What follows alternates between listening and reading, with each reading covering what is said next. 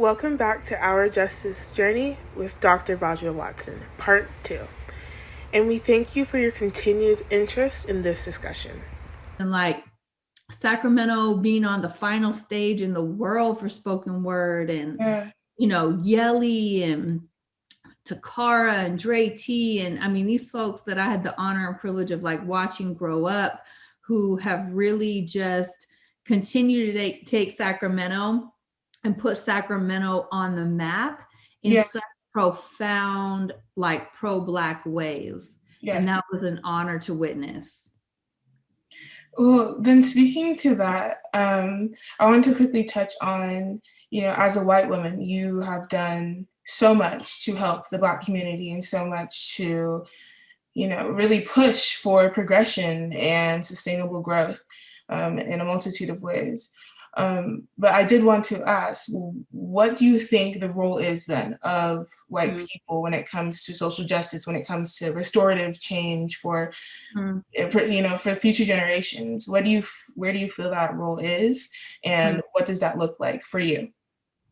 Well, one is I wouldn't say like, oh, I've helped the Black community, or, you know what I mean? I wouldn't say that. I would say, if anything, when I think back to my life, I was like really privileged in the sense of, at a relatively young age, Black people continuing to school me out of my ignorance. Or, I had a friend, Lydell X, in 7th grade, and we would debate. He was in the Nation of Islam, and we were just like, oh, like it was lunchtime, like having our little debate.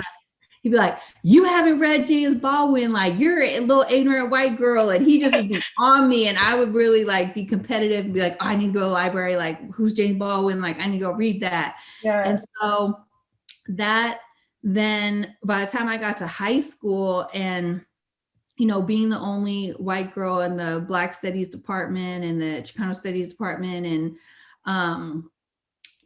the teachers and my friends, they could have just been like, man, get her out of here. But folks were like, one of the things that I had told white teachers that were like offended that I was in those classes is I was like, well, they said, you're being brainwashed to believe all this like Black power stuff.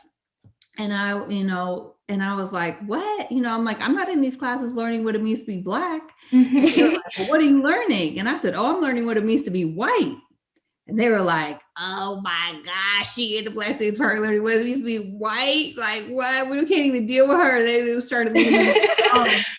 And so I just think that one, it was by God's grace that I was able to be in classes with such wise and powerful teachers, and was raised with enough humility to know when to shut up and like really take in and understand my skin. And that's a never ending positionality. That's a never ending politic. That's a never ending like embodiment. I definitely did not set out like to be the white lady, like with says like, just, we all was like, oh, that's like, the dangerous minds or whatever stereotype, the white like missionary type of thing. And so I battled with that. I'm very proud that Says now has like Black leadership, so Says is in the hands of Patrice Hill and Denisha Bland, the director and associate director. And I think that's important. So to full circle, right, to your question, part of the work is always seeking to decenter whiteness. Some of the greatest people to decenter whiteness is white people. And so, Black people did not invent or manifest or create racism. My people did that. So if my people did that, what is my responsibility to dismantling white supremacy? I would say that my responsibility is different than yours, in the sense that your people are not the culprits of racism and white supremacy. And so there is a profound responsibility that I have as a white woman in this work, not to lift up Black people, but to check white people and deal with my colleagues and my white comrades, and, you know, and call us out more and more, and really try to move us from like this white fragility to white accountability that hopefully at one point, many generations from now, will allow us to regain our place with humanity. Because we spent hundreds of years pulling ourselves away from humanity. Humanity probably doesn't want us back. And that might be part of it. But for those of us who want to reclaim our humanity and want to do that, you know, that work, then it's like, how are we living out our lives in a way that dismantles whiteness within ourselves, within our families, within our communities, within our professional, you know, spheres. And it, you know, it's not easy, but it's necessary. Exactly. And I believe that definitely speaks to the dual-sided nature of, you know, trying to tackle systemic racism, you know, and I think that if we all aren't comfortable, essentially, you know, taking really accountability for our role, we can't necessarily see change for the entire population. And I think that that's probably one of the most key struggles right now, not understanding that, you know, it's going to take all of us. It's not one or two people, you know. And I think that as to speak to your point earlier about, you know, we can look up to Malcolm X, but not all of us are going to be Malcolm X, you know. So it's about finding your position, but also holding yourself accountable, you know, to hold that position even when no one's looking, you know. And that's on all ends of the spectrum, you know, because I think that these issues, they definitely transcend more than what we see as the black white, you know, racial dichotomy. It transcends all of that completely, because this is really, you know, like as you said, the way in which we have chosen, the ways in which we have chosen to shape humanity in its current form. And we're seeing the repercussions of that every day. So it's about, you know, how do we go forward and how do we hold ourselves and each other, you know, accountable? And how do we get to a space in which accountability isn't something that brings discomfort? You know, so where accountability is something that encourages trust and encourages community. So I would love to hear from you on your thoughts on that, about how to increase accountability on all ends and just building that trust, because even when it comes to allyship, you know, it's very hard, at least in my personal experience, it's very hard to trust, you know, the presence of an ally, because it's also like, okay, well, I know why I'm here, but do you know why you're here? And vice versa. So I think, you know, having a place for everybody to kind of grow in is important. So I really appreciate your wisdom, Nicole. A couple things. I mean, definitely, I think that we have to hold this notion of like a beloved community, and that, you know, if all we do is build community, that is a revolutionary act. Yeah.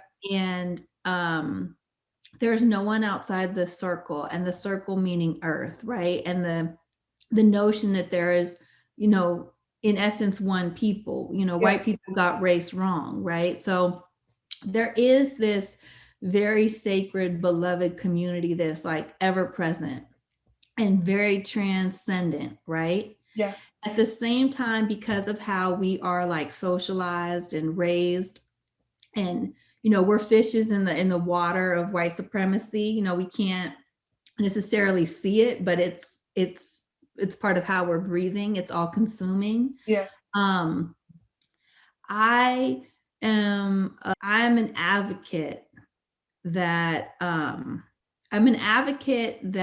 in general, white people should not be trusted, myself included. I don't really believe in allyship. It's not something that I personally like strive for. It a little bit of a cringe there for me. My friend and colleague Bettina Love talks a lot about being a co-conspirator. Yes. It's a little bit deeper to it. Yeah. But I also think that you know, for instance, like my friends in high school, they'd be like, oh, you're in the Black Studies department in classes. And then everyone wanted me to be part of like the BSU at school, the Black Student Union, because they're like, well, you're in class with us, just stay for lunch. Yeah. I would always walk out the room, be like, it's one thing to be a seeker of truth. And as a seeker of truth, I'm in class, I'm shoulder to shoulder with you. I mean, we're friends, we're classmates, we're like seeking knowledge. I believe anyone on earth should be able to seek knowledge, like read and study and like find truth, right? Yeah. That is very different than political organizing. And to me, even at that, 14, 15, I'm like, man, I don't think the BSU is for me. Like, it just, it's like, I just don't think. And so I do also, it gets harder and harder because I've been doing this work for a long time, and people be like, oh no, you're down, you should go over here and talk, or, we're having this event and you should be the keynote. And it's like, I haven't always had the wisdom to say no. But there have been times where I've gotten into the room and I'm like, oh, you know what? That's you. And I should have said no, thank you. And so, again, it's like, it's the walk of it. It's knowing like when to step forward, when being like a white person in this work is really important, right? To breaking spaces. And also sometimes being invited by people of color and being like, no, I don't think a white person should play this role. And that's not for me. And, and it's a hard thing to always get right. Sometimes you just in the moment, you're like, missed that one. But, it's still a growing experience. And I think that's one of the most important takeaways that I think I've learned personally, on my journey, or start to my journey, of social justice and advocacy, that, this is ever evolving. And I think that a lot of the time for youth, it can feel like you're going to almost get trapped in wherever society is at currently, because, that's when you're entering, that's when you're, so you're starting to do your research and you are met with, the realities of the world. And the world is not as nice as people tend to try to make it seem. And I think that, for youth, it can definitely be discouraging to see a world, so early on and think, I have the rest of my life, but think I have the rest of my life of this, So being able to then take a step back and understand that, okay, well, as I evolve, that means that the world is evolving. If the world is evolving, the problem will not always be the same. But if that's the case, then we also need to stay very keenly aware of the fact that if the problem is not the same, that means that we have to hold ourselves accountable to constantly be seeking it out. And that's not being negative, but that's being realistic. If we even look at human nature and the way in which we think of, even systemic racism. I forgot who it was that I was doing podcasts on, but she had just written a book and she described systemic racism as a caste system. And the way in which it functions in America, I would say that's arguably true, just because. I think it's Walkerson. Or Isabel Wilkerson. Ooh, yes. I think it was. Yeah. I think it was. And I was like, that's such an interesting perspective, but it's so valid because it's less about, these are all these different ways in which people are trying to, make sure that Black people are disadvantaged or make sure that these people don't have equal rights. It's more so about the second you enter this society, you are put into a place in which you're either trying to align yourselves with the top or get away from the people at the bottom of the caste system. But until the people at the bottom of the caste system are able to eat and survive and live and grow in community, we're not going to see those changes at all. But that definitely brings me to my next question of then, do you feel like the path in regards to advocacy and change in the future, do you feel that this is a path of reconciliation or a path of reconstruction? That's so interesting. I mean, I don't think that we'll necessarily be able to reconstruct and build new worlds without healing. And so when I think of healing, I do think of like reconciliation. And then that, I think, I did this webinar series called like Leading with Justice. And it was so intentional that it wasn't leading towards justice. It was leading with justice. So, what does it mean to embody justice? Well, I would say that part of that would be balance. Yeah. So, there needs to be reconciliation to bring balance, power balance to earth, right? That you have a small, group of people who have created tremendous imbalance in our relationship with one another, our relationship with nature. So the walk of justice, right, is rectifying the imbalances both individually, interpersonally, and then at the institutional level. Yeah. And then the reconstruction piece is really nice because I think it challenges us to have like a quantum leap. My colleague Sean Ginwright talks about quantum leaps, a quantum leap in our imagination about how we define and imagine liberation, but imagine past liberation, right? And so I think that they go hand in hand. I think healing is going to take a lot of different forms. I think sometimes it's the fire, right? You need the fire, the water, all the elements really coming together in new ways. You think about, we talked about Malcolm X earlier, like that fire. We thank you for listening to part 2 of Our Justice Journey with Dr. Vajra Watson. To further listen to this discussion, feel free to visit part 3.